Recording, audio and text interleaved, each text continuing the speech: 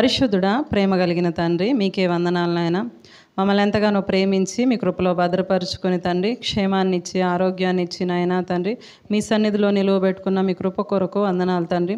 స్త్రీలంగా మేమందరము కూడుకొని తండ్రి, మీ వాక్యంలోని జ్ఞాన సంగతులను ఆలోచించబోతూ ఉండగా తండ్రి, మాట్లాడుతున్న నాకు నాయనా మీ జ్ఞాన ప్రకారంగా మాట్లాడడానికి నా సొంత మాటలు ఏవి చేర్చక తండ్రి, వాక్యానుసారంగా మాట్లాడినట్లుగా మీ పరిశుద్ధాత్మ నడిపింపును దయచేయమని వింటున్న వారు కూడా నాయనా తండ్రి, వింటున్న వాక్యాన్ని తండ్రి వారి హృదయంలో భద్రపరుచుకొని అట్టి రీతిగా నాయనా బ్రతుకడానికి సహాయాన్ని దయచేయమని కోరుకుంటూ ఈ ప్రార్థనను క్రీస్తు వారి శ్రేష్టమైన నామంలో ప్రార్థించి అడిగి వేడుకుంటున్నాం తండ్రి.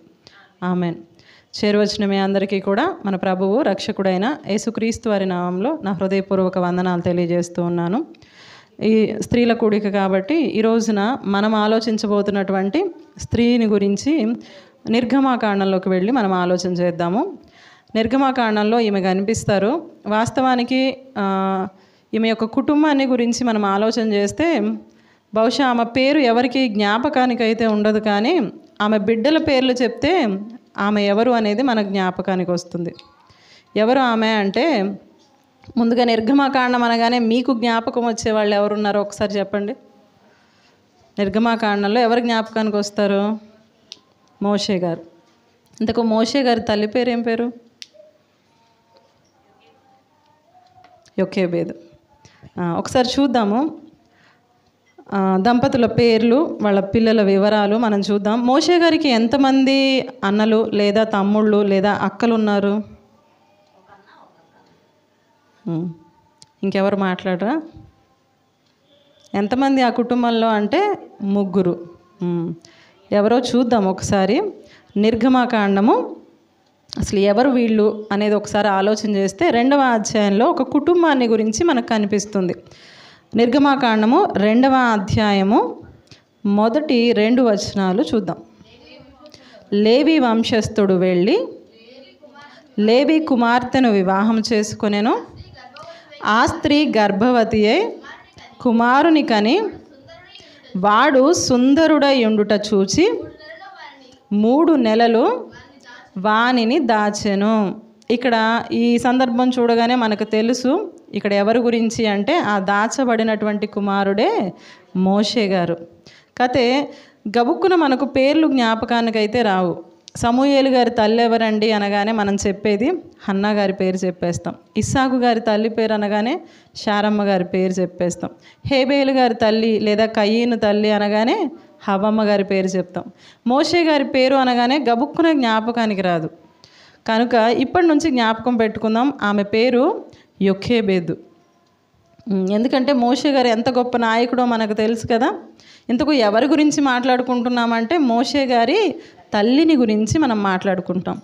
ఏముందండి ఆమె గురించి నేర్చుకోవడానికి అని ఒకసారి కనుక మనం ఆలోచన చేస్తే, ఏ కుటుంబంలో అయినా 2 లేదా 3 లేదా 4 పిల్లలు ఉంటే ఆ పిల్లలను పెంచడంలో తల్లి పాత్ర చాలా కష్టం ఉంటుంది కదా. తండ్రి ఏం చేస్తాడు? బయటకు వెళ్ళి ఉద్యోగమో లేదా వ్యాపారమో చేసుకొని కష్టపడి జీతాన్ని తీసుకొని వస్తాడు. అంతవరకే ఉంటుంది తండ్రి పాత్ర. కానీ తల్లి పాత్ర ఎలా ఉంటుంది? లేచిన దగ్గర నుంచి, ఇంకా బాగా చెప్పాలంటే గర్భంలో పడిన దగ్గర నుంచి పూర్తి బాధ్యత ఎవరిది? తల్లిదే. ఎందుకంటే ఆమె ఏం మాట్లాడుతుందో, ఆమె ఏం వింటుందో, ఆమె ఏమి ఆలోచన చేస్తుందో వాటన్నిటి ప్రభావం ఎవరి మీద పడుతుంది? బిడ్డల మీద పడుతుంది. డాక్టర్లు కూడా ఏం చెప్తారు కడుపుతో ఉంటే? అమ్మ ప్రశాంతమైన వాతావరణంలో ఉండు, ఎలాంటి గొడవలు వద్దు, ఎక్కువ సౌండ్లు కూడా వినొద్దు, చక్కగా మంచిగా ఉండు, మంచి మాటలు విను, నీకు ఏదైనా భక్తి పాటలో మంచి మెలోడీగా ఉండేటువంటి సాంగ్లో ప్రశాంతమైన వాతావరణంలో ఉండు. అలా నువ్వు ఉండగలిగితే బిడ్డలు మంచిగా ఆరోగ్యంగా పుడతారు, చక్కగా జ్ఞానవంతులుగా ఉంటారు అని చెప్తూ ఉంటారు డాక్టర్లు. ఇది ప్రతి ఒక్కరికి తెలిసిన సందర్భమే. ఎందుకంటే పిల్లల్ని కన్న తల్లులం కాబట్టి మనకు బాగా తెలిసిన సందర్భాలు. ఇటువంటి పరిస్థితిలో ఈమెకు 3 పిల్లలు ఉన్నారంట. 3 పిల్లలు ఉంటే సర్వసాధారణంగా 3 దేవుణ్ణి నమ్ముకోరు. ఏ కుటుంబంలో అయినా 3 నమ్ముకుంటారా? ఎవరో ఒకళ్ళు. తల్లిదండ్రులు కూడా ఎవరిని దేవుడికి ఇస్తామని మొక్కుంటారు? మామూలుగా తల్లిదండ్రులు దేవుడికి ఇవ్వాలి అంటే మొక్కుకుంటే ప్రథమ ఫలాన్ని లేదా ఇంట్లో పనికి మాలిన కొడుకుని ఇవ్వడానికి ఇష్టపడతారు. మొక్కుకోవడానికి ప్రథమ ఫలం అంటారు, కానీ ఒకవేళ చిట్ట చివరి వాడు చెడిపోయి పనికి మాలిన వాడిగా జులాయిగా దేనికి పనికి రాకుండా రోడ్లమ్మడి పడి తిరుగుతుంటే, పాస్టర్ గారు మా అబ్బాయి దేనికి పనికి రావట్లేదండి, మీతో పాటు వెంట తీసుకెళ్ళండి, కనీసం సేవ కన్నా దేవుడి పనులు అన్న ఉపయోగపడతాడేమో. ఈ లోకంలో తల్లిదండ్రులకు ఉపయోగపడని వాడు దేవుడికి ఉపయోగపడతాడా?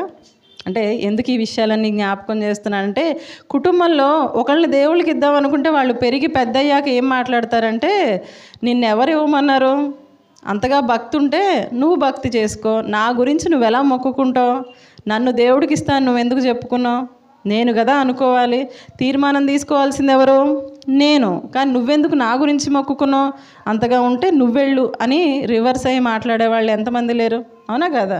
ఇది పరిస్థితి. కానీ ఈ కుటుంబాన్ని చూస్తే చాలా ఆశ్చర్యం వేస్తుంది. ఎందుకు ఆశ్చర్యం అని అంటున్నానంటే, ఈ కుటుంబంలో ఉన్నటువంటి బిడ్డల పేర్లు ఒక్కసారి మనం జ్ఞాపకం చేసుకుందాం. వాళ్ళు ఇంతకీ ఆ తల్లిదండ్రుల పేర్లు కూడా ఒక్కసారి చూద్దాము. అదే నిర్గమాకాండము సంఖ్యాకాండంలోకి వెళ్దాం. ఇక్కడ కంటే కూడా అక్కడ మంచి ఇన్ఫర్మేషన్ ఉంటుంది మనకు. సంఖ్యాకాండం 26వ అధ్యాయము 59వ వచనం. 26, 59. కహాతు అమ్రామును కనెను. అమ్రాము భార్య పేరు యొకేబేదు. ఆమె లేవి కుమార్తె. ఐగుప్తులో ఆమె లేవీకి పుట్టెను.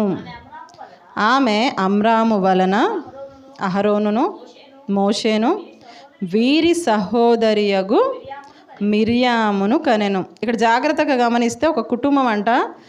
ఈ కుటుంబంలో లేవీలో కూడా కుమారులు ఉన్నారు, గెర్షోము, కహాతు, మెరారి, 3 కుమారులు. వాళ్ళలో ఎవరి సంతానం అంట వీళ్ళు? కహాతు. అంటే దేవుని మందసాన్ని మోసేటువంటి ధన్యత ఎవరికి ఉందంటే కహాతీయులకు ఉంది. ఆ కుమారుల ఆ వంశంలోంచి వచ్చిన వాళ్ళు ఎవరు అంటే అమ్రాము అనేటువంటి ఒక వ్యక్తి ఉన్నాడంట. ఆయన భార్య పేరు ఏం పేరు? యొకేబేదు.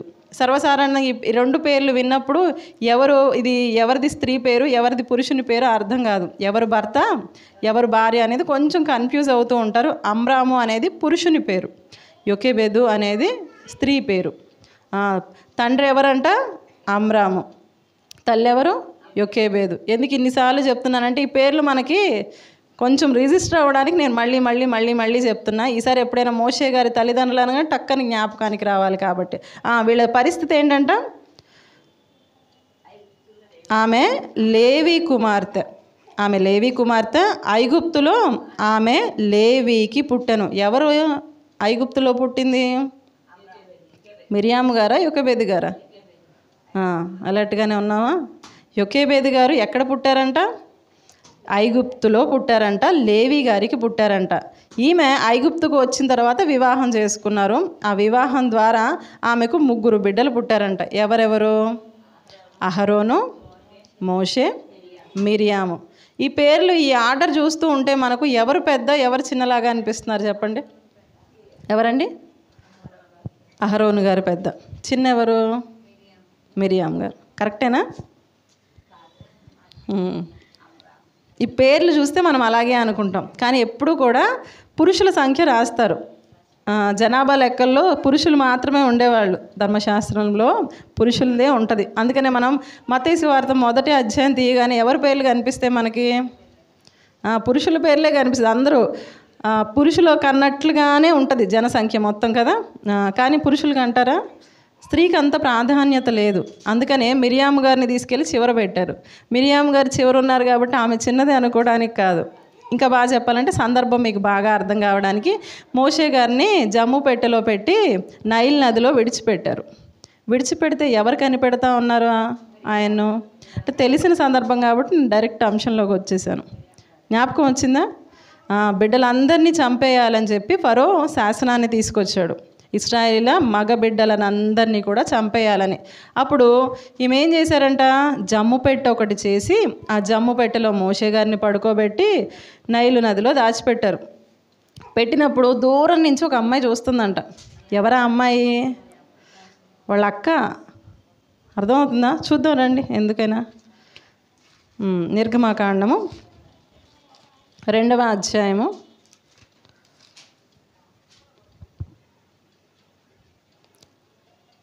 3 3-4 వచనాలు చూద్దాం. తరువాత ఆమె వాని దాచలేక వాని కొరకు ఒక జమ్ము పెట్ట తీసుకొని దానికి జిగట మన్నును కీలును పూసి అందులో ఆ పిల్లవానిని పెట్టి ఏటి ఒడ్డున జమ్ములో దానిని ఉంచగా వానికేమి సంభవించునో తెలుసుకొనుటకు వాని అక్క దూరముగా నిలిచి ఉండెను. ఎవరు పెద్ద ఇంతకు?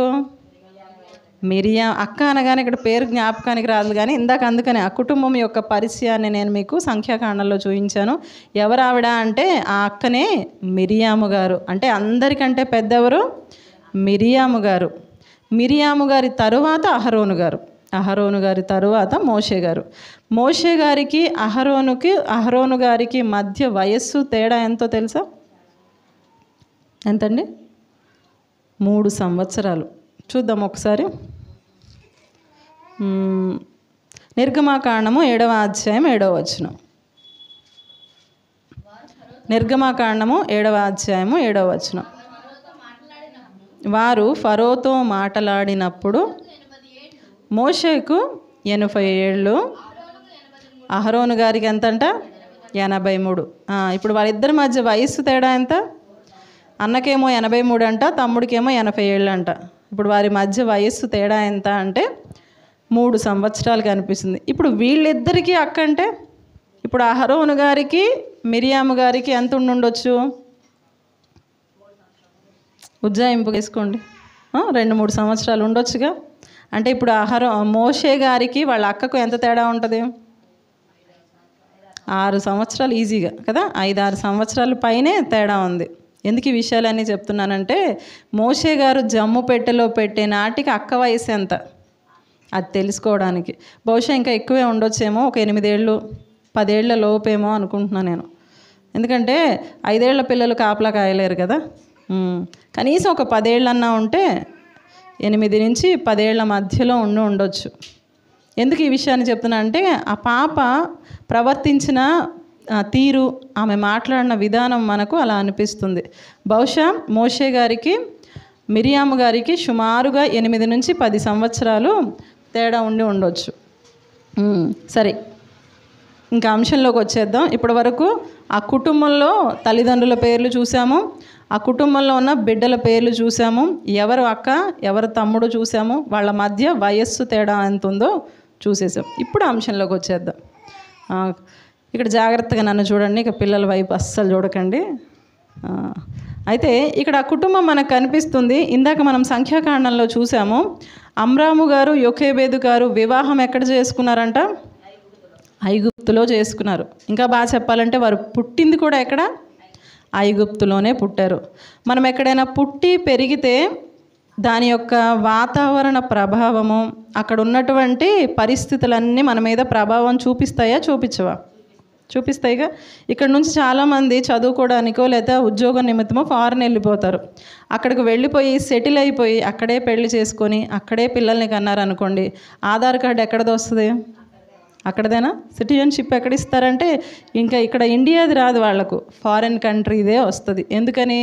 బిడ్డలు అక్కడే పుట్టారు కాబట్టి ఇక అక్కడే పెరుగుతారు. పిల్లల మాట తీరు, వాళ్ళ భాష, వాళ్ళ వేషధారణ అన్నీ ఎట్లా ఉంటాయి? అక్కడలాగే ఉంటాయి. ఇప్పుడు అమ్రాము గారు అలాగే యోకేబేదు గారు కూడా పుట్టింది ఎక్కడంట? ఐగుప్తులు. ఐగుప్తులో ఉన్న పరిస్థితులు మనకు బాగా తెలుసు కదా.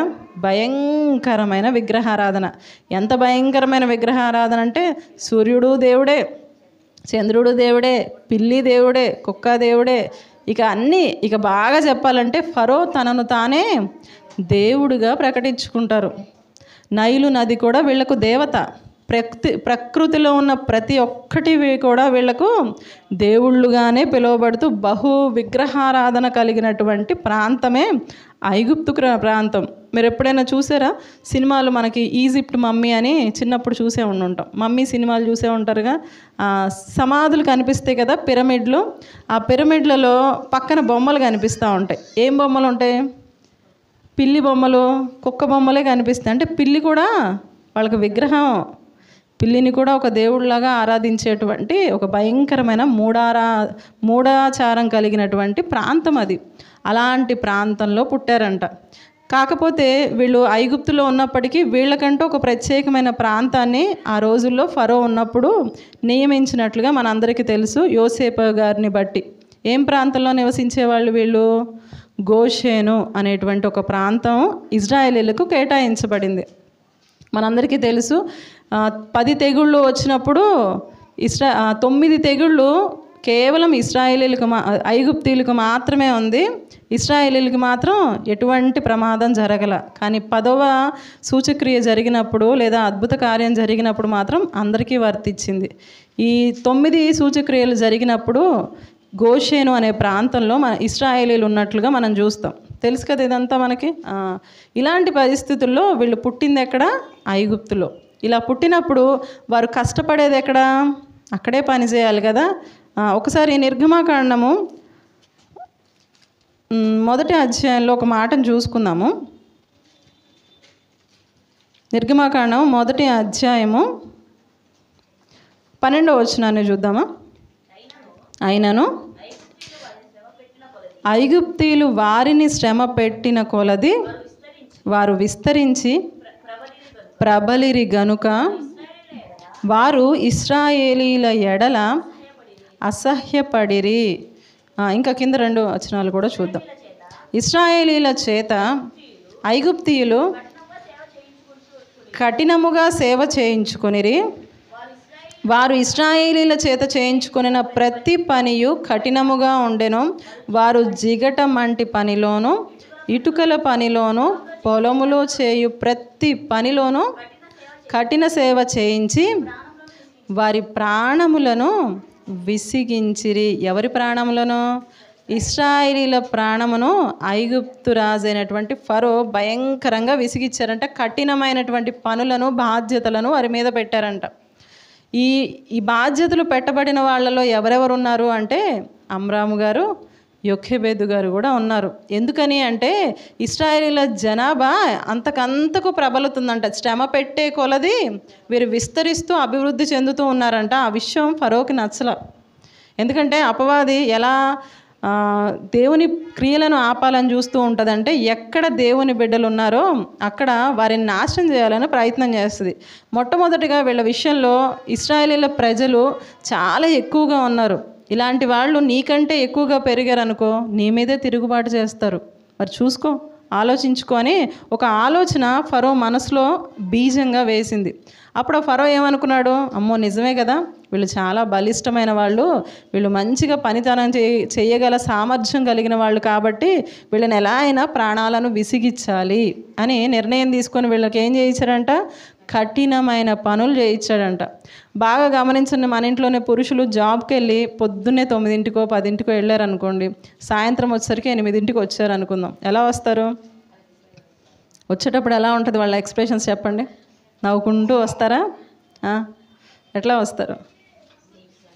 నీరసంగా. ఇంకా బాగా చెప్పాలంటే మనం వాళ్ళ మూడ్ని బట్టి మాట్లాడదామని గడప దగ్గర ఎదురు చూస్తాం. ఎదురుపడ్డా కూడా విషయం చెప్పాలా వద్దా అని వాళ్ళని విసిగించొద్దు, అలసిపోయి వస్తారని కనిపెట్టుకొని కామ్గా మన చెప్పాల్సినవి అన్నీ లోపలే ఉంటాయి. ఇప్పుడు చెప్తే కనుక తన్నులు పడతాయి, లేదా తిట్లో తన్నులో ఖచ్చితంగా పడతాయి. కాబట్టి అస్సలు మాట్లాడొద్దు.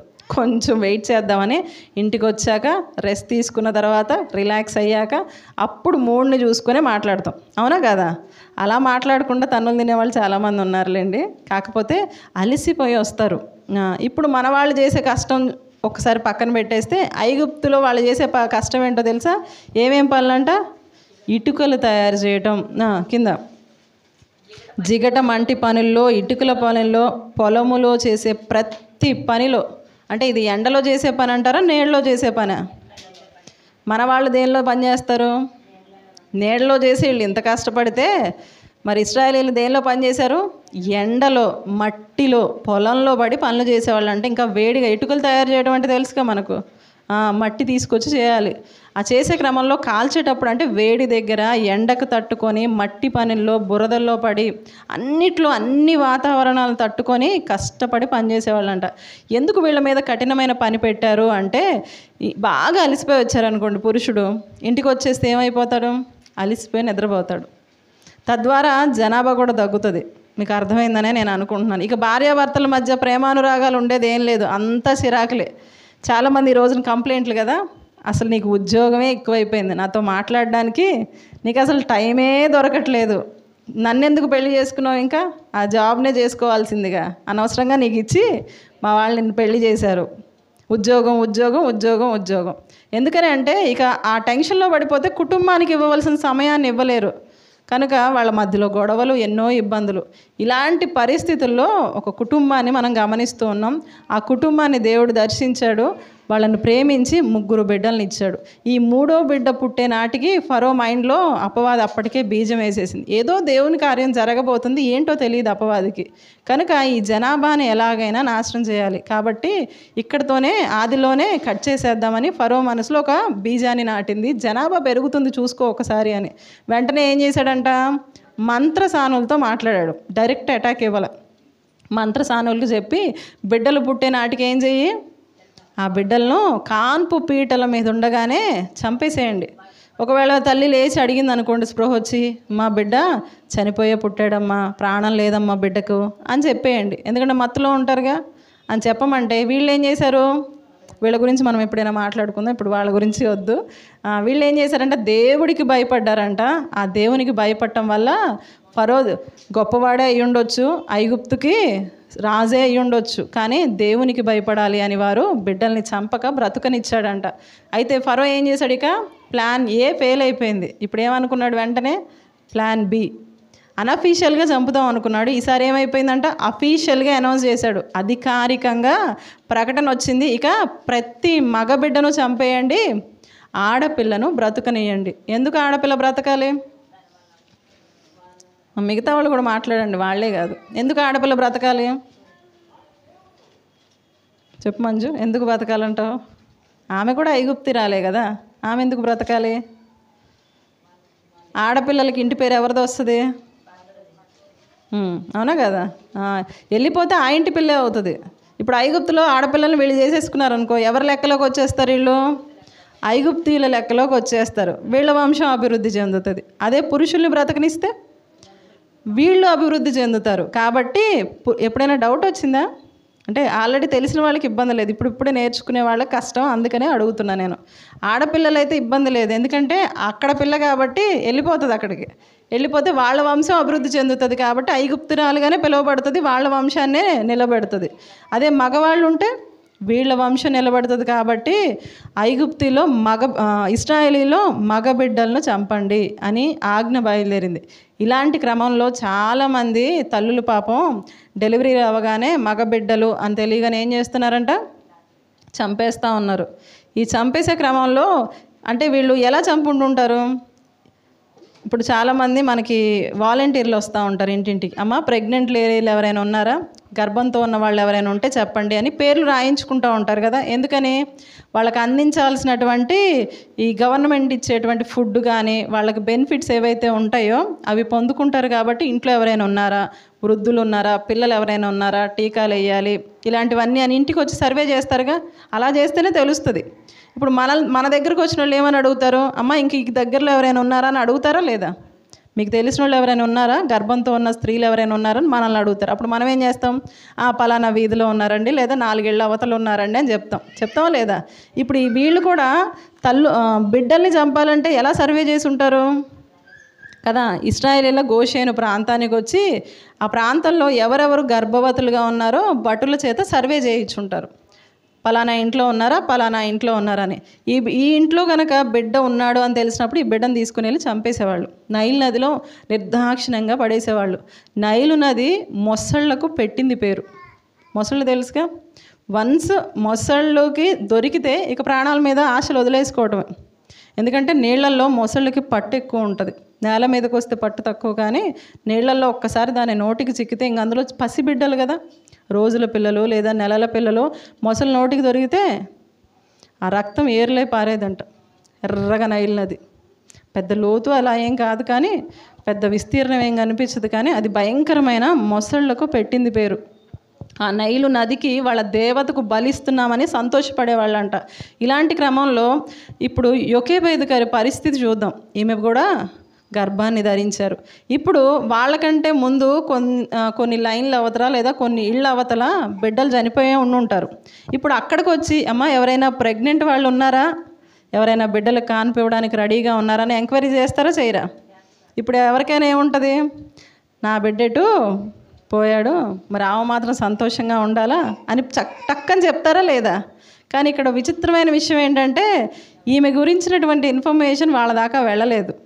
ఆ వెళ్లకుండా బహుశా చుట్టూ ఉన్న వాళ్ళు కూడా సహకరించి ఉండవచ్చు, అంతే కదా. ఇప్పుడు ఈమె దాకా రాలేదు అంటే 3 నెలలు దాచిపెట్టారంట. దానిలో 2 రకాల కారణాలు వెతుక్కోవచ్చు. ఏంటవి అంటే బహుశా ఎవ్వరికీ తెలియకుండా దాచిపెట్టి ఉండొచ్చు.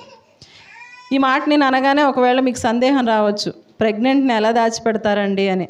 ఈ రోజున ఎంత టెక్నాలజీ డెవలప్ అయిందంటే కాలేజీ కాదు, స్కూళ్ళు చదివేటువంటి పిల్లలు ప్రెగ్నెన్సీని దాచిపెట్టి డెలివరీలు కూడా అయ్యి బిడ్డల్ని బాత్రూంలో వదిలిపెట్టి వచ్చిన తల్లుల్ని కూడా ఎంతమంది, అంటే తల్లులు అనే కంటే ఆ చిన్న బిడ్డల్ని ఎంతమందిని చూస్తున్నాము. మీ అందరికీ గుర్తుందో లేదో కానీ నా చిన్నప్పుడు ఒక సినిమా వచ్చింది, చిత్రం అనే మూవీ. ఎంతమంది చూసారో మరి నాకు తెలియదు, కానీ ఇప్పుడు దాని గురించి నేను చూడమని నేను చెప్పట్లేదు. కానీ ఆ మూవీలో 10th క్లాస్ పిల్లల స్టోరీ, నేను చూడలేదు, స్టోరీ తెలుసు. అప్పట్లో పెద్ద సంచలనం. 10th క్లాస్ చదువుతున్న ఫారెన్ గర్ల్ చక్కగా పెళ్లి చేసుకోవటం, బిడ్డను కనేయటం అన్నీ అయిపోయినాయి. కానీ తల్లిదండ్రులకు తెలియదు ఆమె ప్రెగ్నెంట్ అని. ఎలా మేనేజ్ చేసింది? చక్కగా లూజ్ బట్టలు వేసుకునేదంట, గట్టిగా బిగుతుగా ఉండే లోపల బెల్ట్ పెట్టుకునేదంట, పొట్ట బయటికి కనపడకుండా. ఇలాంటి న్యూస్లు ఎన్నో ఉన్నాయి. ఒకవేళ కొంచెం పొట్ట కనిపించిన కొంతమందిని చూడండి, 8వ నెల వచ్చినా ఏంటి బయటికి ఇంకా పొట్ట కనిపించట్లేదని అడుగుతూ ఉంటారు కదా చాలామంది. ఎందుకు ఇవన్నీ చెప్తున్నానంటే ఆ రోజుల్లో ఆమె తన ప్రెగ్నెన్సీని, తన గర్భాన్ని దాచిపెట్టుకోవడానికి ఎంత కష్టపడ్డారో. అవునా కదా? ఉంటుందా లేదా పరిస్థితి? ఇప్పుడు గబుక్కున ఈమె ప్రెగ్నెంట్ అని తెలిస్తే ఏంటి పరిస్థితి? మనవంటి రోజున బెడ్ రెస్ట్లు తీసుకుంటున్నాం, కానీ ఇశ్రాయేలీల స్త్రీలు ఎలా ఉంటారంట? చురుకైన వాళ్ళంట. ఈ మంత్రసానులు ఫరోతో ఏం మాట్లాడతారు? ఇశ్రాయేలీల స్త్రీలు, హెబ్రీ స్త్రీలు ఐగుప్తులాగా కాదండి, వీళ్ళు చాలా చురుకైన వాళ్ళు, కాన్పు పీటల మీద వీళ్ళే లేచి ఉంటారండి, మేమేం చేయాలో అర్థం కాలేదు మాకు, వాళ్ళు చూస్తుంటే మేము ఎలా చంపాం అని ఫరోతో అబద్ధం ఆడేవాళ్ళు వాళ్ళు. అంటే నిజంగానే చురుకుగా ఉండడం గొప్ప భాగ్యం అంట. నిజంగా ఇశ్రాయేలీలకు దేవుడు ఇచ్చినటువంటి గొప్ప ధన్యత. దేవుడు మంచి ఫలాలతో వాళ్ళని పోషించాడు, ఆశీర్వదించాడు. వాళ్ళు చాలా చురుగ్గా ఉండేవాళ్ళు. అలాంటి స్థితిలో ఇక్కడ గర్భం విషయంలో దాచిపెట్టుకోవడానికి చాలా ప్రయత్నం చేసి ఉండొచ్చు. లేదు, మరొకటి ఏంటంటే ఇశ్రాయేలీల ఇరుగు పొరుగు వారు కూడా వీళ్ళతో చాలా సమాధానంగా కూడా ఉండి ఉండొచ్చు. ఏదైనా అయి ఉండొచ్చు, అవునా కదా? అయితే చుట్టుపక్కల వాళ్ళు కూడా సహాయం చేస్తేనే వీళ్ళు బిడ్డను కనగలుగుతారు. లేదు అంటారా, అసలు ఈమె ప్రెగ్నెంట్ అనేదే బయటికి చెప్పకుండా ఈమె దాచిపెట్టి ఉండొచ్చు. ఆ దాచిపెట్టే క్రమంలో చాలా రకాలుగా ప్రయత్నం చేసి ఉండొచ్చు. ఇలాంటి క్రమంలో బిడ్డని కనింది. ఇప్పుడు కన్న తర్వాత పరిస్థితి ఏంటి? బిడ్డలు ఒకటే ఏడుపు. బిడ్డలకు తెలిసిన భాష ఏంటి? ఏడుపే. ఇంక వేరే భాష ఏం తెలియదు. మాటలు వచ్చేంత వరకు వాళ్ళకి తెలిసిన భాష ఏంటయ్యా అంటే ఏడుపే. ఆకలేసినా ఏడుపే, కడుపులో నొప్పి వచ్చినా ఏడుపే, జ్వరం వచ్చినా ఏడుపే, ఏదైనా కావాలి అన్నా ఏడుపే, తల్లిదండ్రులు కనిపించకపోయినా ఏడుపే. వాళ్ళకి తెలిసిన భాషే ఏడుపు భాష. ఇలాంటి స్థితిలో బిడ్డ ఏడిస్తే చుట్టుపక్కల వాళ్లకు తెలిసిపోతుంది. కానీ తెలియకుండా దాచిపెట్టాలంటే ఏం చేయాలి? ఇక్కడ మనం నేర్చుకోవాల్సింది కుటుంబం దగ్గర నుంచి అంటే ఐకమత్యం తెలుసుకోవాలి. ఇప్పుడు సుమారుగా మిరియాము గారికి ఎంత ఉండొచ్చు అని ఆలోచన చేసాం? 10 సంవత్సరాల లోపు ఉండొచ్చు. ఇప్పుడు ఆల్రెడీ ఎవరు పెద్ద? మిరియాము గారు, అహరోను గారు. అహరోను గారుకి మోషే గారికి 3 ఏళ్లే తేడా. అర్థమవుతుందా? 3 ఏళ్ల పిల్లోడికి అర్థమవుతుందా మనం చెప్పేది? వద్దు నాన్న, నువ్వు గనక తమ్ముడు ఉన్నాడు. ఇప్పుడు పిల్లలకి ఎలా ఉంటుంది? ఇదిగో మా ఇంట్లో చెల్లి ఉంది తెలుసా, మా ఇంట్లో తమ్ముడు ఉన్నాడు తెలుసా, మా ఇంట్లో చిన్న బేబీ ఉంది అని చెప్తారు కదా ఎవరికైనా గబుక్కున. కానీ ఇక్కడ అహరోను గారు కనుక రివీల్ చేస్తే, మిరియాము గారు చెప్పకుండా దాచిపెట్టడానికి ఆమెకు వయసు ఉంది, అర్థం చేసుకునే పరిణితి ఉంది. కానీ అహరోను గారికి ఉందంటారా? చెప్పొచ్చు, మా ఇంట్లో ఒక చిన్న తమ్ముడు ఉన్నాడు తెలుసా, మా ఇంట్లో ఒక చిన్న బాబు ఉన్నాడు తెలుసా అని చెప్తే ఏంటి పరిస్థితి? వెతుక్కుంటూ వచ్చేస్తారు. ఎందుకంటే అసలు ఎంత భయంకరమైనటువంటి నిఘా అంటే అంత భయంకరంగా బిడ్డల్ని చంపేయాలన్నటువంటి ఒక అధికారికంగా ఒక ప్రకటన వస్తే ఎవ్వరు ఆపరిక.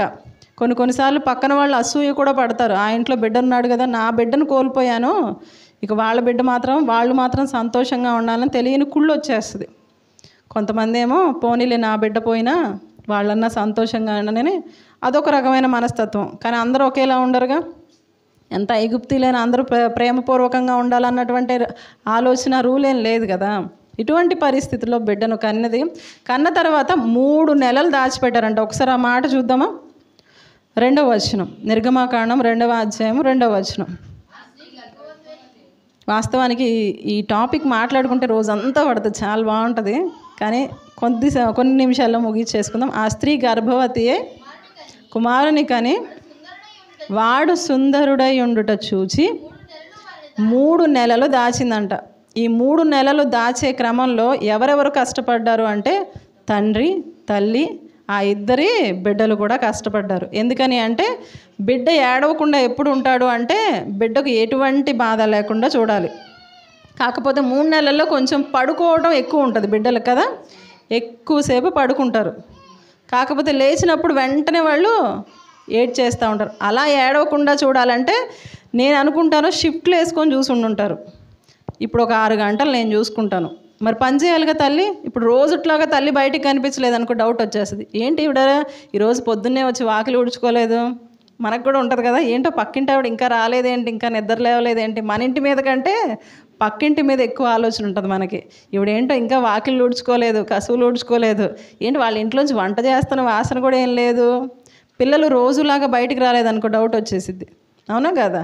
కనుక షిఫ్ట్లు వేసుకొని ఉండొచ్చు. నేను ఒక 6 గంటలు చూసుకుంటాను, మీరు ఇంకో 4 గంటలు చూసుకుంటాను. అలా షిఫ్ట్లు మార్చుకొని ఎవ్వరికి చెప్పకూడదు. మన ఇంట్లో తమ్ముడు ఉన్నాడు కదా, తమ్ముడు కనుక ఉన్నాడని తెలిస్తే చంపేస్తారు నాన్న, అందుకని ఎవ్వరికి చెప్పొద్దని ఒక యూనిటీ మీద ఆ కుటుంబం అంతా కష్టపడిందని నేను అనుకుంటాను. ఆ కష్టం వెనుక తల్లి పడ్డ బాధ ఎంత ఉందో కదా. ఇందాక ప్రారంభంలో మాట్లాడాను, ఆమె వాళ్ళిద్దరికీ మధ్య, అహరోను గారికి మోషే గారికి మధ్య వయస్సు భేదం 3 సంవత్సరాలు. ఈమె గర్భంతో ఉన్నప్పటికీ బిడ్డ ఇక్కడ ఉన్నాడు. ఇప్పుడు అధికారికంగా ప్రకటన వచ్చేసింది బిడ్డలందరినీ చంపేయమని. ఇప్పుడు కడుపుతో ఉన్న ఈమె ఎలాంటి ఎమోషన్కి, ఎలాంటి మానసిక పరిస్థితి గుండా వెళ్ళి ఉంటుంది చెప్పండి. నేను ఇప్పుడు కనుక బిడ్డను కంటే బిడ్డను చంపేస్తారు, అదే కదా. ఒకవేళ మగబిడ్డ అయితే ఏంటి పరిస్థితి? జెండర్ రివీల్ మనకి ఇప్పటికీ తెలియదు కదా, డాక్టర్లకి తెలుస్తుంది కానీ మనకు తెలియదు. ఆమె ఏమనుకుని ఉంటుంది, తల్లి మనసు ఎలా ఉంటుంది, ప్రభా కుదిరితే ఆడపిల్లనివ్వయ్యా అని ఏమన్నా ప్రేయర్ చేశారేమో నేను అనుకుంటున్నాను. ఎందుకంటే మగబిడ్డ పుడితే ఖచ్చితంగా చంపేస్తారయ్యా, కనుక బహుశా ఇస్తే ఆడపిల్లనివ్వయ్యా అని ప్రేయర్ చేశారేమో నేను అనుకుంటున్నా, అక్కడ లేదు అని పాపం. ఎందుకంటే తల్లిదండ్రులు అదేగా కోరుకునేది. బిడ్డను గర్భంతో ఉన్నప్పుడు కోల్పోవటం వేరు, గర్భస్రావం అవ్వటం, బిడ్డ పుట్టాక చనిపోవటం అనేది తల్లిదండ్రులు జీర్ణించుకోలేరు. అవునా కదా? ఇటువంటి పరిస్థితుల్లో మగబిడ్డ పుడితే ప్రాణం పోతుంది. నేను కళ్ళారా చూడలేను. ఇన్ని నెలలు మోసింది దేనికోసం, బిడ్డను చంపేయడానిక అని ఆ తల్లి ఎంత ప్రార్థన చేసి ఉంటారో కదా. అంతలాగా ప్రార్థన చేశారు కాబట్టి ఆ కుటుంబం అంతా, మన పిల్లలు ఇటు రమ్మంటే అటు పరిగెడతారు. అవునా కదా? ఇప్పుడు చూడండి, పిల్లలు మనం కూర్చోబెట్టగలుగుతున్నామా? కానీ ఆ ఇంట్లో ఎలా మేనేజ్ చేశారంటారు యోకేబేద్ గారు.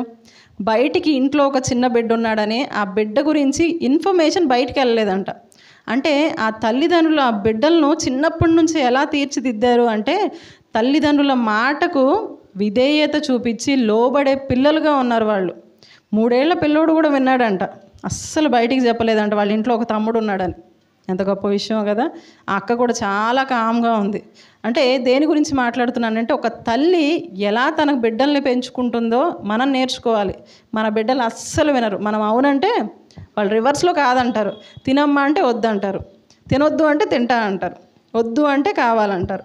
కానీ ఇక్కడ ఈ కుటుంబంలో మిరియాము గారు కానీ అహరోను గారు కానీ మనం ఎంత బాగా గమనించండి, తల్లిదండ్రుల మాటలకు విధేయత చూపించి షిఫ్ట్లు వేసుకొని బిడ్డకు కాపలా కాస్తున్నారు. ఇక 3వ నెల దాటిన దగ్గర నుంచి బిడ్డను పట్టుకోవడానికి ఇక వల్ల కాలేదు. ఎందుకంటే ఇక బిడ్డ కొంచెం ఎక్కువగా మేలుకుంటూ ఉంటాడు. ఫస్ట్లో అంటే నిద్ర ఎక్కువ పోతారు, కానీ ఇక వల్ల కాదనుకున్నారు. ఏం చేసిందంట, జమ్ము పెట్టెను చేసిందంట. ఎవరు చేశారు? తండ్రి చేశాడా, తల్లి చేసిందా? ఇక్కడ మనకు అర్థమవుతుంది ఇశ్రాయేలీల స్త్రీలు ఎంత చురుకైన వారు అంటే జమ్ము పెట్టును తానే చేసిందంట. అదే మన ఇంట్లో బీరువా తాళం కనిపించకపోతే ఎవరిని పిలుస్తాం మనం? తాళాలు తీసేవాళ్ళని అంతేగా పిలిచేది. అదే వాళ్ళకి కనుక చెప్పామనుకో ఒక దెబ్బతో తీసేస్తారు కూడా.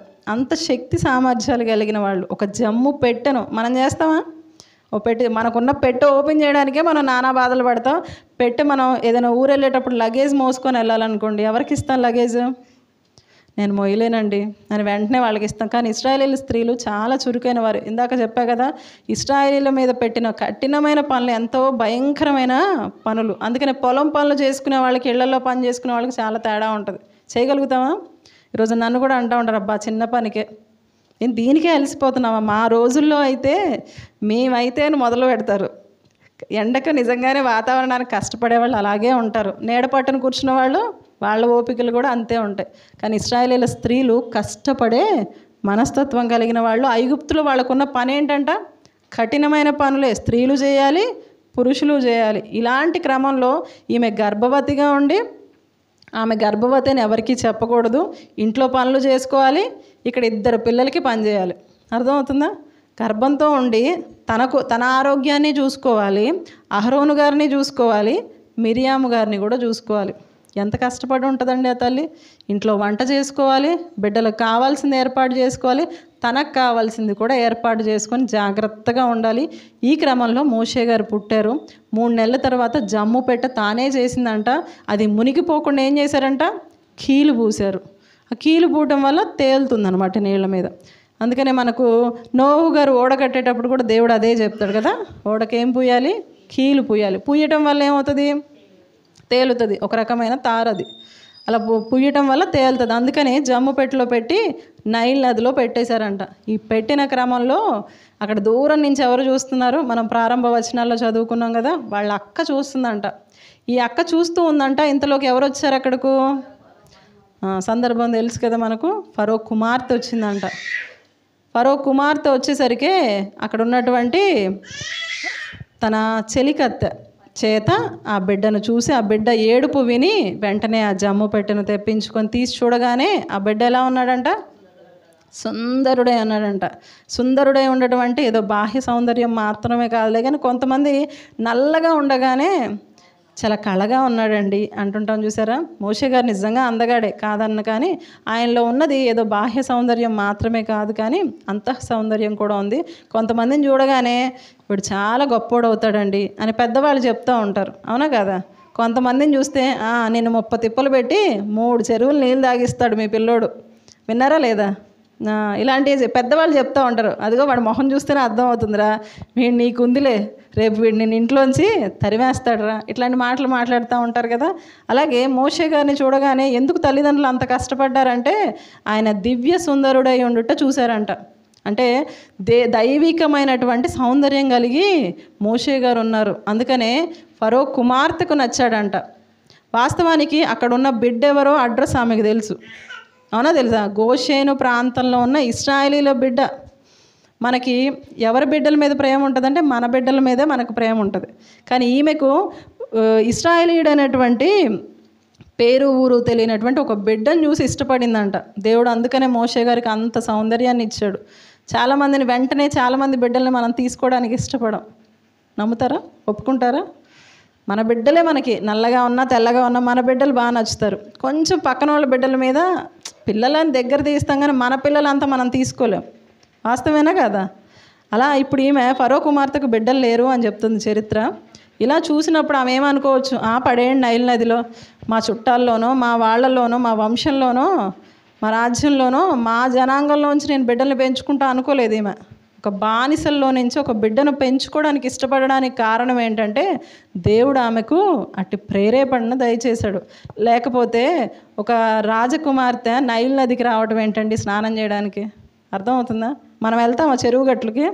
పల్లెటూర్లలో వాళ్ళు వెళ్తారు, బాగానే ఉంది. సిటీల్లో పెరిగిన మనం స్నానానికి ఏటిగడ్డికి వెళ్ళమంటే వెళ్తామా? కానీ రాజకుమార్తె వచ్చిందంట నైల్ నదికి. ఎంత ఆశ్చర్యమో చూడండి. దేవుడు నడిపించాడు. కారణం ఏంటయ్యా అంటే ఈ తల్లి పడుతున్న కష్టాన్ని, ఈ కుటుంబం పడుతున్న కష్టాన్ని దేవుడు చూశాడు. అంటే ఐగుప్తులో వీళ్ళు పెరిగినప్పటికీ ఐగుప్తు ప్రభావం ఏది కూడా ఈ కుటుంబం దరిచేరలేదు, కానీ మిగతా వాళ్ళ మీద ఉంది తెలుసా. మిగతా వాళ్ళందరూ ఏం చేశారు? కనానుకు వెళ్ళేటప్పుడు మోషే గారు రావడం లేట్ అయిందంట. ఏం చేశారు వాళ్ళు? మాకు ముందర నడవడానికి మాకు ఒక దేవుడు కావాలి, ఒక విగ్రహాన్ని చేయని చెప్పి మోషే గారిని విసిగిచ్చారంట. ఎవరు వీళ్ళంతా?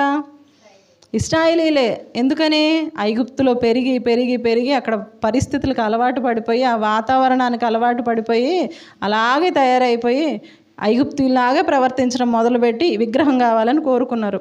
కానీ అహరోను గారి యోకెబేదు గారి కుటుంబాన్ని మనం గమనించినట్లయితే వీళ్ళొక్కళ్ళే దైవీకమైనటువంటి భయం కలిగి దేవుని కోసం బ్రతుకుతూ ఉన్నారు. అందుకనే దేవుడు ఆ కుటుంబాన్నే ఎన్నుకొని మోషే గారిని ఆ కుటుంబంలోకి పుట్టించుకున్నట్లుగా మనకు అర్థమవుతుంది. ఎప్పుడైతే నైల్ నదిలో నుంచి బిడ్డను తీసుకొని ఫరో కుమార్తె చూసి జస్ట్ చూస్తూ ఉంది, ఇంతలోకి వాళ్ళ అక్క పరిగెత్తుకుంటూ వచ్చిందంట. వచ్చిన ఆమె ఏం చేస్తుంది? ఎత్తుకున్నటువంటి రాజకుమార్తెకి ఎటువంటి ఆలోచన లేదు, జస్ట్ చూస్తుంది. బిడ్డ అందంగా ఉన్నాడే, చక్కగా ఉన్నాడు, పాపం ఏ తల్లి కన్నా బిడ్డో అనుకుంటుంది. ఈలోపు ఆమె పరిగెత్తుకుంటూ వచ్చి ఏమంటుంది? అమ్మో మా తమ్ముడు నాకు ఇచ్చే అంటుందా? మనమైతే అదే అంటాం కదా. కానీ ఈమెమంటుంది మిరియాం గారు? ఈ బిడ్డను నీ కోసం పెంచడానికి ఒక దాదీని పిలుచుకురమ్మంటావా? అసలు ఆ బిడ్డను పెంచుకోవాలని కానీ, ఆ బిడ్డను ఆమె కుమారుడిగా ఉంచుకోవాలని కానీ అసలు ఏమాత్రం ఆలోచన లేదు. జస్ట్ బిడ్డ అందంగా ఉన్నాడు, బాగా చక్కగా ఉన్నాడే అని ఎత్తుకుంది అంతే.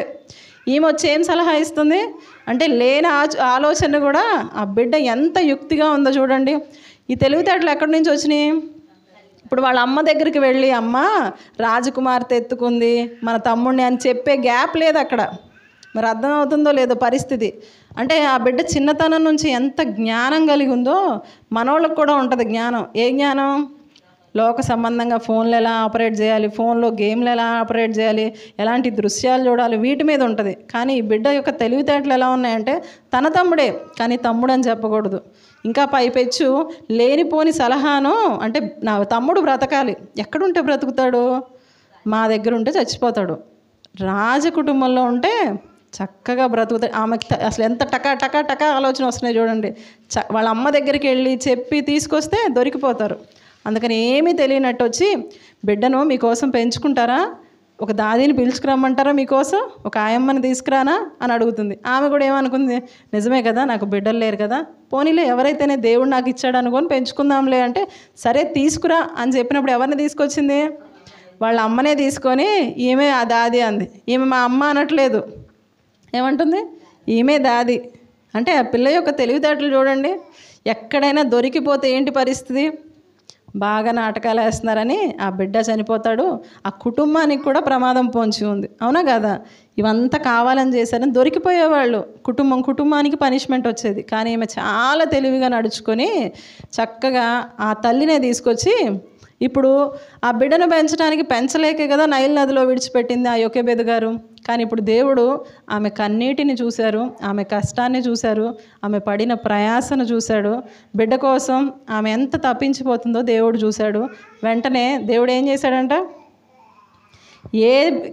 ఏ విషయాల్లో బాధపడుతుందో ఆ తల్లి, ఏ విషయంలో దేవునికి మొరపెట్టిందో తన బిడ్డ కోసం, అది విన్న దేవుడు వెంటనే బిడ్డను కోల్పోతుందేమోని ఆశలు విడిచిపెట్టుకున్న తల్లి ఒడిలోకి ఆ బిడ్డ వచ్చి చేరిందంట. ఎలాగా? అధికారికంగా వచ్చి చేరింది. రావటం మాత్రమే కాదు, ఇప్పుడు ఈమెమంటుంది కింద చూద్దాం. 7వ వచనం నుంచి చూద్దాం. 2వ అధ్యాయము నిర్గమాకాండము 7వ వచనం నుంచి కింద వచనాలు చూద్దాం.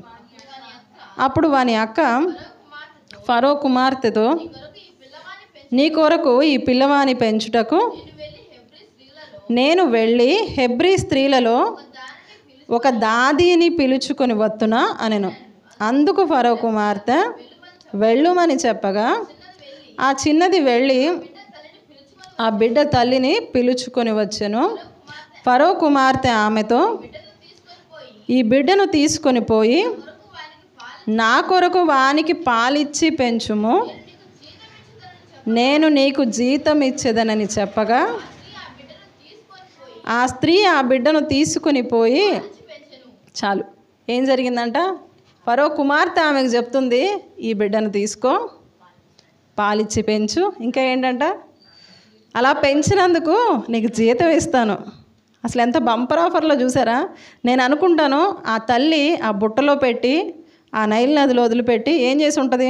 ఇంటికి వెళ్ళిపోయి లోపల కూర్చొని భయంకరంగా గుండెలు బాదుకొని ఏడ్చుండొచ్చు. కానీ ఆ ఏడుపు ఎవరికి వినపడకూడదు?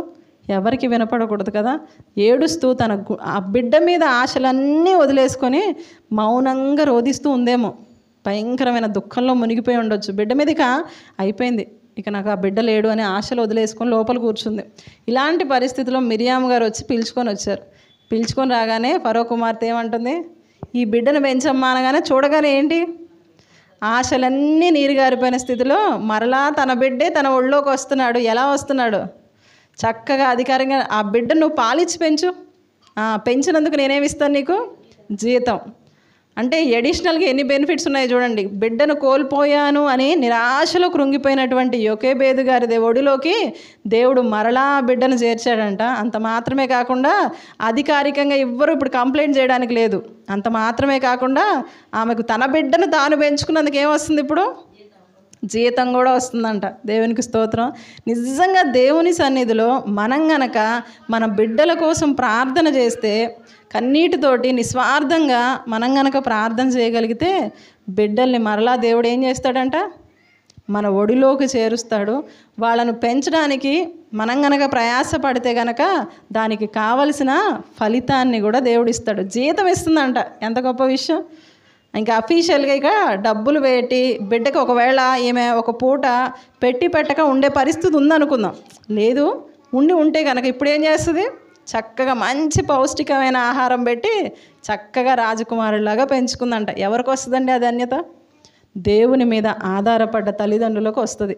ఆ తల్లి పడ్డ ప్రయాస ఇక్కడ రాయబడలేదు, కానీ ఆమె ఎంత కష్టపడి ఉంటుందో, ఆమె గర్భంలో పడిన దగ్గర నుంచి భయంకరమైన స్ట్రెస్తోనే ఉంది ఆమె, అవునా కదా. అయ్యో నాకు బిడ్డ పుడితే ఏంటి పరిస్థితి, నా బిడ్డ మరణానికి వెళ్ళిపోవాలి, నా బిడ్డను చంపేస్తారని మానసికంగా ఉంది. అయినప్పటికీ కూడా ప్రభువా ఈ బిడ్డను ఇస్తుంది ఎవరు, గర్భఫలం ఇచ్చేది నువ్వు నాయనా, నా బిడ్డ బాగోగులు చూసుకోవాల్సింది కూడా నువ్వే, ఆ బిడ్డను నువ్వే చూసుకో, నువ్వే ఇచ్చావు, నీదే పూర్తి భారమని దేవుని సన్నిధిలో ఆమె మొక్కుకొని ఎన్ని ప్రార్థనలు చేసి ఉంటుందో. అందుకనే దేవుడు ఆశలు కోల్పోయిన తల్లి ఒడిలోకి బిడ్డను మరలా తీసుకొచ్చి పెట్టాడు, జీతం కూడా ఇస్తున్నాడంట. అలా ఇచ్చినందుకు గాను ఆ బిడ్డ ఏమయ్యాడమ్మా, ఇశ్రాయేలును నడిపించే ప్రవక్తగా, ఒక నాయకుడుగా, గొప్పవానిగా ఎదిగి దేవుని పిల్లలు నడిపించాడు. ఐగుప్తు ధనము కంటే కూడా క్రీస్తు విషయమైన నింద గొప్ప భాగ్యమని ఎంచుకున్నాడంట. ఈ రోజున తల్లిదండ్రులుగా మనం ఏం చేస్తున్నాం, ఒక తల్లిగా ఏం చేయగలుగుతున్నాం, బిడ్డలు పుట్టే వరకే ఆలోచన కలిగి ఉంటున్నాం. బిడ్డ ఆరోగ్యంగా పుడితే చాలు అనుకుంటున్నాం. కానీ ఆ తల్లి ప్రార్థనలో, దేవా ఈ బిడ్డ నీకోసం నాయనా, ఈ బిడ్డ నీకోసమే పెంచుతున్నా, నా కుటుంబం అంతా కూడా నీకోసమే ఉండాలయ్యా అని ఆమె తీర్మానం తీసుకుంది. అందుకనే ఒకసారి మీకా గ్రంథంలో రాయబడ్డ మాటను చూద్దాం. చూడండి, మీకా గ్రంథం 6వ అధ్యాయము 4వ వచనం. మీకా గ్రంథము 6వ అధ్యాయం 4వ వచనం. ఐగుప్తు దేశంలో నుండి నేను మిమ్ము రప్పించి తిని, దాస్య గృహములో నుండి మిమ్మును విమోచించి తిని, మిమ్మును నడిపించుటకై మోషే, అహరోను, మిరియాములను పంపించి తిని. సర్వసాధారణంగా ఇశ్రాయేలీలను ఐగుప్తు నుంచి కనానుకు నడిపించింది ఎవరయ్యా అంటే ఎవరి పేర్లు చెప్తాం, మోషే గారి పేరు చెప్తాం. ఇంకా ఎక్కువ చెప్పాలంటే అహరోను గారి పేరు చెప్తాం. కానీ దేవుడు ఇంకెవరి పేరో చెప్తున్నారంట. అక్కడ ఎవరి పేరు చెప్తున్నారు, దాస్య గృహమైనటువంటి ఐగుప్తులోంచి మిమ్మల్ని రప్పించడానికి ఎవరెవరిని పంపించాను, మోషే, అహరోను, మిరియాము. చూడండి, మన కుటుంబంలో బిడ్డలు ఉంటే ముగ్గురు బ్రతకరు. ముగ్గురు బిడ్డలు ఉంటే ఎవరో ఒకళ్ళు దేవుడిని నమ్ముకుంటారేమో కష్టం మీద. కానీ ఈ కుటుంబంలో పరిస్థితి చూడండి, ముగ్గురు దేవుని పనిలో బలమైన సాధనాలుగా వాడబడ్డారు, అవునా కదా. మిరియాం గారి చరిత్ర మనం ఎప్పుడైనా విడిగా మాట్లాడుకుందాము. అయితే పొరపాట్లు ఉండొచ్చు, కాదని చెప్పను. కానీ ఇక్కడ వరకు మన ప్రారంభ స్థితిని మనం గమనిస్తే ఆ కుటుంబంలో యూనిటీ మనకు అర్థం అవుతుంది. అలా ముగ్గురు దైవీకమైన కోణంలో పెరగడానికి కారణం ఏంటంటే ఆ తల్లి యొక్క ప్రార్థన, ప్రవర్తన, భయభక్తులు కలిగి దేవుని కోసం బ్రతికిన విధానము ఆ బిడ్డల మీద పడింది. మనల్ని చూసే నేర్చుకుంటారు బిడ్డలు. ఒకవేళ ఏదైనా తప్పటడుగులు చేసినా దేవుని సన్నిధిలో మనం ఎప్పుడైతే యథార్థంగా మరలా బిడ్డల కొరకు ప్రార్థించగలిగితే ఆ బిడ్డలను మరలా దేవుడు ఆయన సన్నిధికి తీసుకురావడానికి మన ప్రార్థన చాలా ఉపయోగపడుతుంది. అగస్టిన్ అనేటువంటి ఒక భక్తుడు ఉన్నారు, చెప్పి ముగించేస్తాను. ఆ భక్తుడు తల్లి గర్భంలో ఉన్నప్పుడే దేవునికి ప్రతిష్ఠించుకున్నారు, సెయింట్ అగస్టిన్.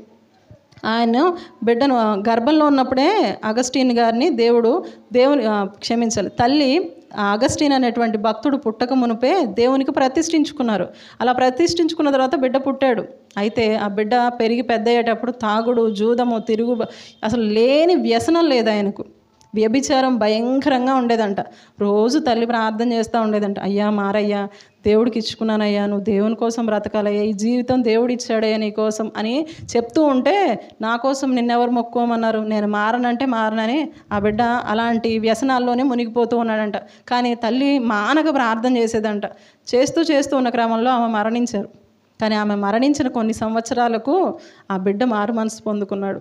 ఆ పొందుకున్న తర్వాత తను అన్నటువంటి మొట్టమొదటి మాట, నా తల్లి కన్నీటి ప్రవాహంలో నేను దేవుని సన్నిధికి కొట్టుకొని వచ్చాను అని చెప్పారు. కారణం ఏంటి? మనం ఉన్నప్పుడు కొన్ని కనిపించకపోవచ్చు, కానీ మన ప్రార్థన వృధా అయిపోదు. మనం ఎప్పుడైతే దేవునికి మనుషుల దగ్గర చెప్పుకున్న మాటలైనా మనుషులు విన్నట్టు వదిలేస్తారేమో, కానీ దేవుని సన్నిధిలో మనం మొరపెడితే ఆ ప్రార్థన, ఆ కన్నీళ్లు దేవుడు తన కవిలలో, తన బుడ్డిలో దాచిపెట్టి ఏం చేస్తాడంట, వాటికి జవాబిచ్చే ఒక రోజు ఉంది. ఆ అగస్టిన్ అనే ఆయన చాలా గొప్ప సంఘ సంస్కర్త అయ్యాడు, చాలా గొప్ప పరిచర్య చేశారు. ఆయన అన్న మాటే, నా తల్లి కన్నీటి ప్రవాహంలో దేవుని సన్నిధికి కొట్టుకొచ్చాడంట. అంటే నా తల్లి ఎంతగా నా కోసం కన్నీళ్లు గార్చిందో అని. ఈరోజున మనం కూడా చేయాల్సింది ఏంటి అంటే, దేవుని సన్నిధిలో మన బిడ్డల కోసం అట్టి రీతిగా కన్నీటి ప్రార్థన ఎప్పుడైతే చేయగలుగుతామో, బిడ్డల కోసం ఎప్పుడైతే, మన కుటుంబం కోసం మనం ఎప్పుడైతే తపన కలిగి ఉంటామో, ఆ కుటుంబం అంతా కూడా దైవికమైన విధానంలో పెరగడానికి అవకాశం ఉంటుంది. దానికి బెస్ట్ ఎగ్జాంపులే యోకేబేదు గారి కుటుంబం. ఆ తల్లి పేరు మాత్రమే కనిపిస్తుంది, ఆమె కష్టం కనిపించట్లా. కానీ ఆ బిడ్డల ప్రవర్తన బట్టి తల్లిదండ్రులు ఎలాంటి వాళ్ళు చెప్పేయచ్చు, అవునా కాదా? బిడ్డల ప్రవర్తన బట్టే మంచి పేరైనా చెడ్డ పేరైనా తల్లిదండ్రులకు వస్తుంది. ఇప్పుడు ఈ ముగ్గురు ఎవరంట? ఇశ్రాయేలీలను నడిపించిన నాయకులంట. దానిలో దేవుడు ఒక స్త్రీని కూడా చేర్చాడు. ఎంత గొప్ప ధన్యతో కదా. అంటే ఆమె నిలబడబట్టే దేవుడు ఆమెను వాడుకున్నాడు. ఈ రోజున మనం కూడా దేవుని కోసం నిలబడగలిగితే మనల్ని కూడా దేవుడు వాడుకోవడానికి ఇష్టంగా ఉన్నాడు. కనుక మనం ఎలాంటి ప్రవర్తన కలిగి ఉంటున్నాం, దేనికోసం సమయాన్ని ఇస్తున్నాం, ఎలాంటి వాటి కోసం ప్రార్థనా జీవితాన్ని గడుపుతున్నాం అనే విషయంలో ఒకసారి మనల్ని మనం పరిశీలన చేసుకుంటాం. మన కుటుంబం బాగుండాలంటే ముందు మనం దేవుని సన్నిధిలో మోకరిద్దాం, బిడ్డల కొరకు ప్రార్థన చేస్తాం, మన కుటుంబాన్ని దేవుని కోసం ప్రతిష్ఠించుకుందాం. దేవుడే కార్యం చేస్తాడు తగిన సమయంలో. కోల్పోయిన వాటిని దేవుడు తిరిగి ఇవ్వడానికి సమర్థుడు. దానికి బెస్ట్ ఎగ్జాంపులే ఇక్కడ మోషే గారి జీవితం. బిడ్డ మీద ఆశలు వదిలేసుకుంది ఆ తల్లి. మోషే ఇక నైల్ నదిలో విడిచిపెట్టేశాను, ఆ మొసళ్ళకి ఆహారం అయిపోయాడు అనుకుంది తల్లి. కానీ తిరిగి మరలా రాజకుమార్తె చేతి నుంచి ఈ బిడ్డను నా కోసం పెంచు, జీతం కూడా ఇస్తా అంది. దేవుడు ఎంత గొప్పగా ఆ తల్లి యొక్క ఆశను తీర్చాడు, ఆ బాధను తొలగించాడు, కన్నీటిని ఎలా మార్చాడు?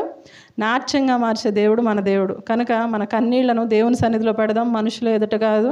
దేవుడు మన కన్నీటిని నాట్యంగా మార్చడానికి, మన కుటుంబాలను దీవించడానికి దేవుడు సిద్ధంగా ఉన్నాడు. కనుక దేవుని సన్నిధిలో చిన్న మాట ప్రార్థన చేసుకుందాం.